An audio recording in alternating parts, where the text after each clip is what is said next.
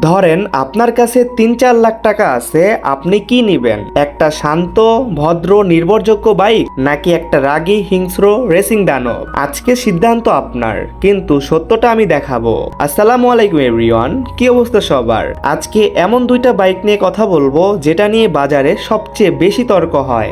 Suzuki Gixxer SF FI ABS আর GPX demon GR 165 RR। একটা বিশ্বাস আর একটা অনুভূতি। চলুন দেখি আসলে জিতবে কে। প্রথমেই আসি পাওয়ারে, কারণ বাইক মানেই গতি। জিক্সার SF 155 সিসি, পাওয়ার ঠিকঠাক, চলবে মসৃণ শান্তভাবে। জিপিএক্স ডেমন 165 সিসি, পাওয়ার বেশি, গতি বেশি, ইঞ্জিন ঠান্ডা রাখার জন্য লিকুইড কুলিং। সহজ ভাষায় জিক্সার ভদ্র ছেলে, জিপিএক্স পাগলা সার। এখন আসল বাস্তবতা। জিক্সার 1 লিটার তেলে অনেক দূর যাবে, পকেট বাঁচাবে। জিপিএক্স তেল খাবে একটু বেশি। সোজা কথায় মাইলেজের রাজা জিক্সার। ফিচার ও বিল্ড কোয়ালিটি, এই জায়গাতেই খেলা উল্টে যায়। জিক্সার সিম্পল কাজের জিনিস, বিশ্বাসযোগ্য। GPX dual ABS, USD suspension, racing look, দেখলেই মাথা ঘুরে যাবে। কমফোর্ট ও রাইডিং, জিক্সার শহরে চালাতে আরাম, লং রাইডে সমস্যা নাই। জিপিএক্স বসার স্টাইল অ্যাগ্রেসিভ, দেখতে স্টাইলিশ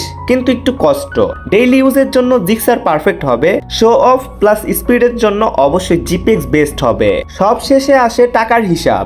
জিক্সার কম দামে ভালো জিনিস, জিপিএক্স বেশি দামে বেশি ফিচার্স। কম বাজেট থাকলে অবশ্যই জিক্সার নিতে পারেন, আর স্টাইলিশ আর পাওয়ারের জন্য অবশ্যই জিপিএক্স নিতে পারেন। এখন আপনি ঠিক করেন, আপনি যদি চান নিশ্চিন্তে চালাবেন, কম খরচ, দীর্ঘদিন ব্যবহার, তাহলে অবশ্যই জিক্সার আপনার জন্য সেরা হবে। আপনি যদি চান রেসিং ফিল, পাওয়ার, মানুষ তাকিয়ে থাকবে, তাহলে অবশ্যই আপনার জন্য জিপিএক্স বেস্ট হবে। বাইক শুধু একটা মেশিন না, এটা আপনার স্টাইল, আপনার পরিচয়। আপনি কোনটা নেবেন, জিক্সার না জিপিএক্স? কমেন্টে জানাতে ভুলবেন না। ভিডিওটা ভালো লাগলে অবশ্যই লাইক করে দিও, চ্যানেলটা সাবস্ক্রাইব করে পাশ থেকে বেল আইকনটি অল করে দিও। সো আজ এ পর্যন্তই, দেখা হবে নেক্সট কোনো ভিডিওতে। সেই পর্যন্ত ভালো থাকবে, সুস্থ থাকবেন, এই চারিপাশকে ভালো রাখবে। আল্লাহ হাফেজ গাইস।